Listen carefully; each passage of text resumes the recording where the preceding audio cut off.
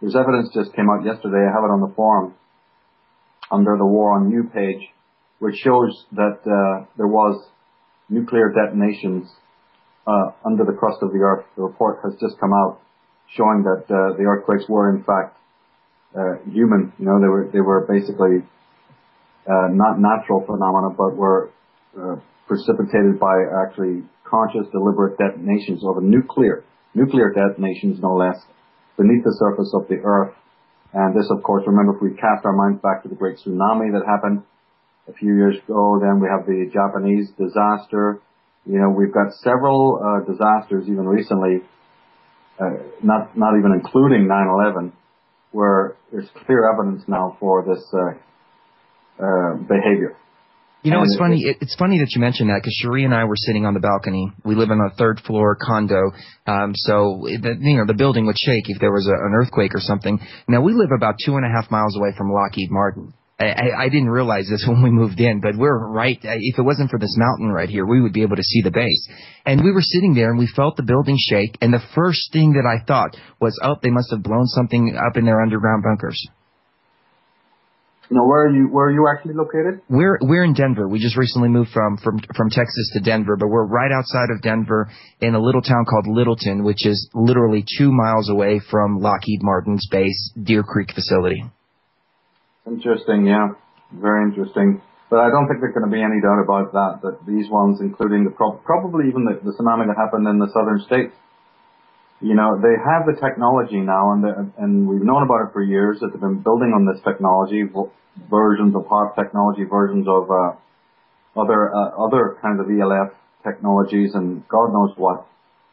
You know, there's so many experts in this, like Michael Sweeney. Have you had Michael Sweeney on your show? Haven't had him on, but I've been in contact with him. It's just been a scheduling problem, but we definitely need to get him on. He's more the expert in the actual technology and the actual patents. But, you know, it's been out there. We all know that they've been working on this for years, and now they're just going to use it, because the we may know about it, a few people may know about it, but the masses have no clue that this is going on. And again, my interest is mostly just the continual traumatization, because this has a long-term consequence. You know, they're working on the mind, they're working on the subconscious over time. Part of it is the vaccinations, part of it is the chemtrails, part of it is the poisoning in the water, the GMOs, the food, and primarily, again, to attack the emotional body and to attack the spirit of man, to unsettle him. The media does that, attacks the archetypal sort of unconscious, and certainly the emotions, so that the boundaries are weakened, and so that we become very systemically weak, and most people today are very, very systemically weak. And then by feeling that weak, by feeling constitutionally, psychologically weak, then that person is much more likely to not only want to become extremely codependent in their personal relationships, but even socially they become more collectivized, which is the big plan. And then even ideologically, they start to believe a lot of rubbish. Ideologically and theologically and mystically, they start to believe a lot of very toothless philosophy. So on all levels, they're being forced more and more out into the world, further and further away from their selfhood. Yeah, definitely. I don't mean to revert back to the earthquakes, but do you think that they detonated these nukes intentionally? And do you think they have more plans here in the coming future? Yes, I do. I think that it looks like it's a general trend.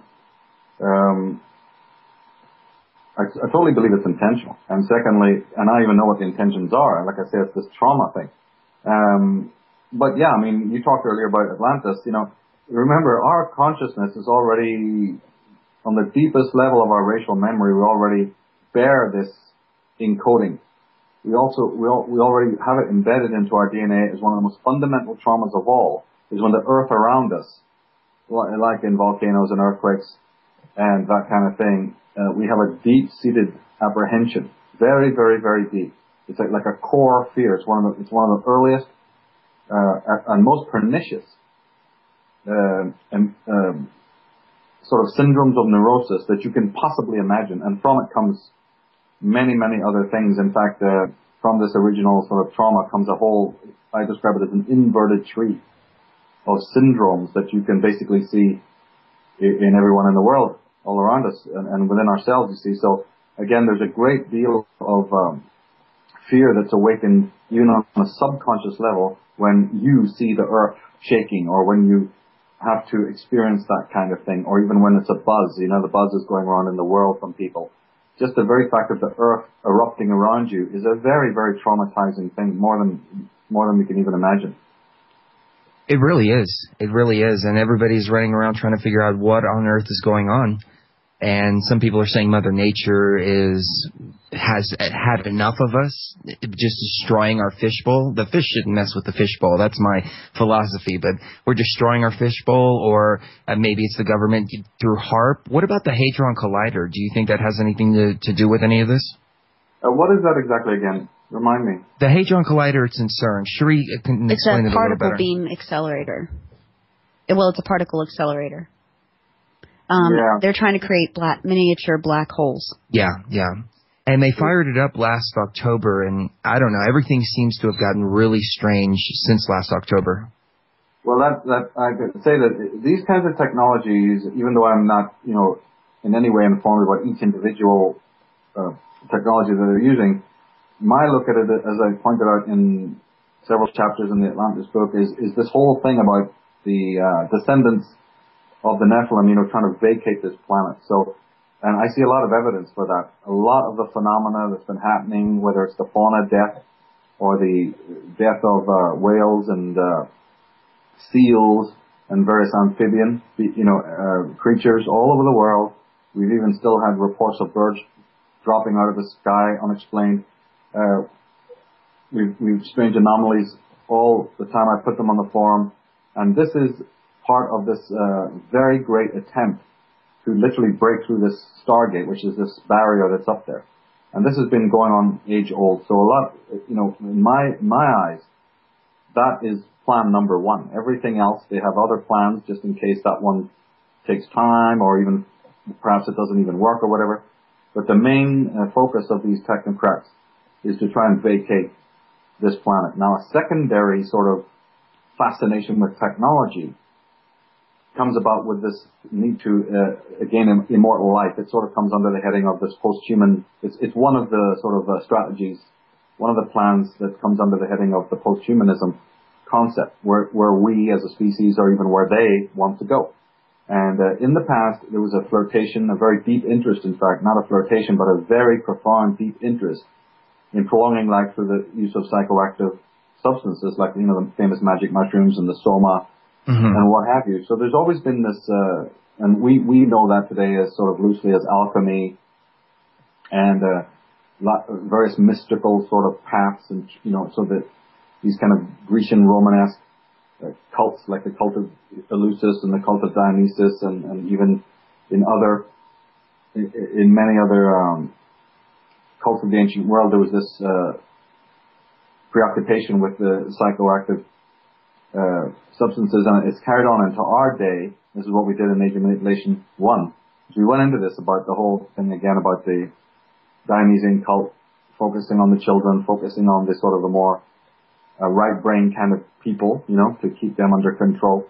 And that type of effort, that type of interest in actually prolonging life is what's really behind the genetics movement right now. I mean, they have to sell it to us by other means, but of course, but really behind it, and even this interest in technology, even this interest in nanotechnology, in all forms of the Genome Project, and many times this whole concept of cybernetics is, and even virtual reality for that matter. If you track what's been going on right now with the way that they're trying to build the ultimate computer, they've had so many setbacks, of course, trying to make a computer basically work like a human. They're so pathetically far away from that.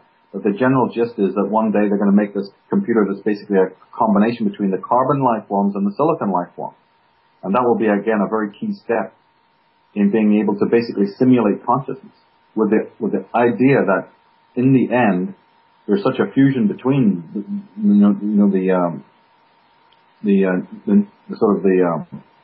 the brain of man, the neural circuitry of his brain, and the computer, that then they'll be indistinguishable. And when we cross that, their hope is that then the human being will inhabit a kind of a virtual world. Eternally. You know, your consciousness, per se, can live on. And of course, this involves many, many steps along the way to get to this point, because we're not just a conscious mind, we're also an unconscious mind. So how are they going to deal with that? Especially when you take on board psychologically the fact that most people don't even deal with their unconscious anyway, and certainly these leaders do not very much deal with it. So how do you do that? So they have problems, of course. They have deep problems in trying to simulate consciousness, because consciousness is only a very small part of the totality. You also have unconscious drives as well. So this is one of the issues that it comes up when you try to deal with the organic computer. Well, you mentioned, you mentioned the Nephilim trying to escape, and we saw the United States going into Iraq, picking up Sumerian technology and whatnot. Is it possible that they're using HARP and these other devices to try to cause some kind of pole shift, which will reveal the lost continent or the lost city of Atlantis, and maybe they'll be able to obtain some kind of lost technology? I never thought of that. You may be right there, because they have recently, it's on the forum again under the Atlantis page, where they now have conclusively and openly stated that Atlantis was in the Northwest. You know, there's me beating my brains out for years trying to get through my Irish origins, you know, people to buy this. And even they had to go on the Sci-Fi Channel one time when they did the show on Atlantis, and everybody else who was on the show, you know, was just mad talking about how it was in the Mediterranean and so on. So you know, even when you get involved in these symposiums or any type of debate on Atlantis, there's so much focus on the Mediterranean, right? Now they finally come out, I mean, absolutely scientifically saying, yes, the lost continent was in the Northwest. And I step back and say, why are they even making such a revelation, you know, so public? Mm-hmm. Why are they doing it now? Because the elites know damn well where it is. I mean, their own the myths that refer to Tula, Ultima Thule, Hyperborea. Anybody with a brain who's studied anything mythological knows absolutely that it was in the Northwest. But for years and years they tried to dismiss this, and many books were pushed that pointed to it being in every other corner of the world that you could imagine, you know. And then suddenly now they come out. And as I say, people can go to my forum and look at the Atlantis page and you'll see this. Really, it's just like a month ago, I think they were talking literally weeks ago, that they now admit that, yeah, there's evidence to show that the British Isles, this particular quadrant of, you know, the northwestern hemisphere, was where the lost continent of Atlantis was. Let me take it. I'm sorry. Why would they be admitting that at this stage? It's just remarkable what goes on. And I think they do that because they're moving forward. There is a ritual involved. So what you say can't be ruled out, because you never know. All the technology that they're using is quote-unquote Atlantean, you know.